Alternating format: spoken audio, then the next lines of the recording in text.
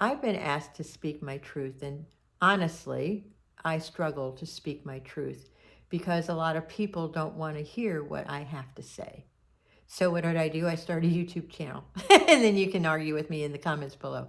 However, I have an uncomfortable conversation I have to have today where I have to speak my truth, where somebody was inappropriate and this person wants to speak to me and I have to address the matter. And it is a really difficult thing for me to do because typically people don't want to hear what others have to say about them. Years ago, I've shared this before, but years ago, I was in a group therapy session. And in that group therapy session, my therapist was going around the room and I was saying something flippant to a person across the way from me. And as I said this flippant thing, the therapist says to Skitch, "How did that make you feel when Patty said that?" And he said, "Like it always does. I go numb. She's so unsafe." And that moment changed me because I'm like, I thought I was being funny. I thought I was being hysterical. And you think I'm unsafe? And it really brought me to my knees because what I thought was funny was not funny. I had this unconscious way of shaming and hurting people that I wasn't aware of. And a lot of us do go through life not aware of how our words and our actions impact others. So a couple of days later, I went to my husband at the time. I said, "Why don't you share with me?" He says, "Well, you're not exactly the safest person to share with." I'm like, "Oh, shit. That's me. That's on me. This is a second confirmation." And I made a committed and concerted effort to be a more safe person for people to be around.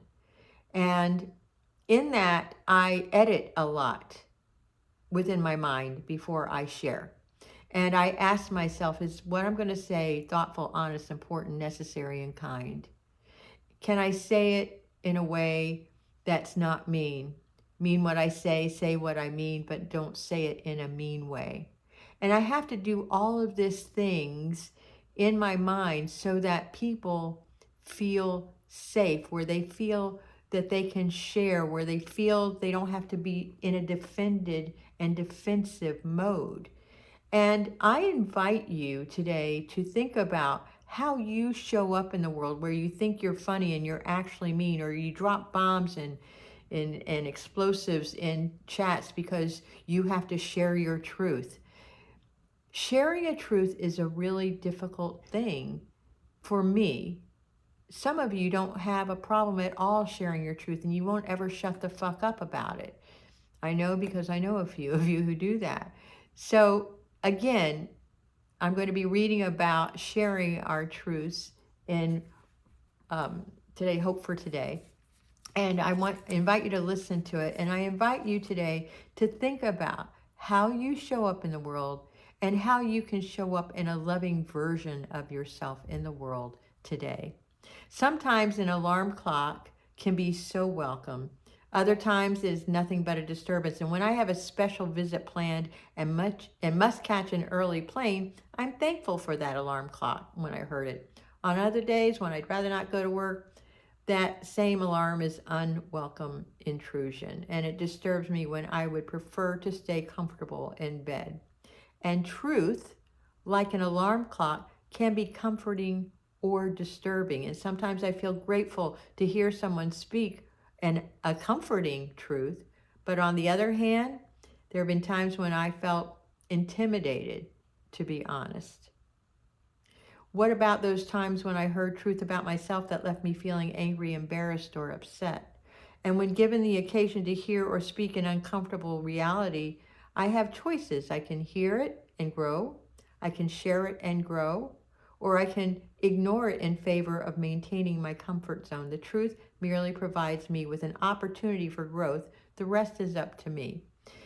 The other part I wanted to share about sharing truths is that, I have been guilty of this as well. When I share a feeling about how somebody's behavior impacted me, there is a defensiveness because they want to change how I perceive them. That's not what I really meant. No, no.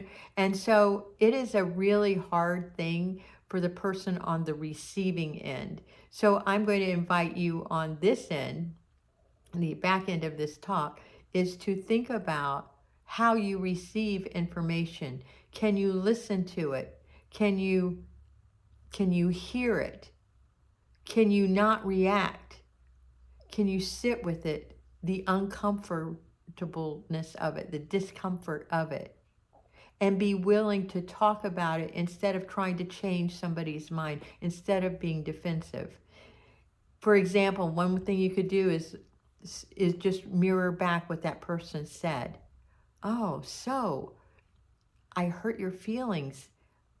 Can you tell me more about what I did to hurt your feelings? Oh, it's what I said and how I said it.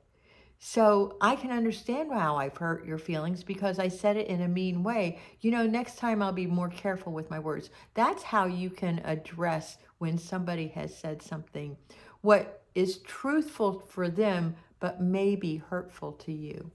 If you like this kind of content, please like, subscribe, put your notifications on, and share with this particular wonderful thing that I just shared with someone else who may need it. I love you.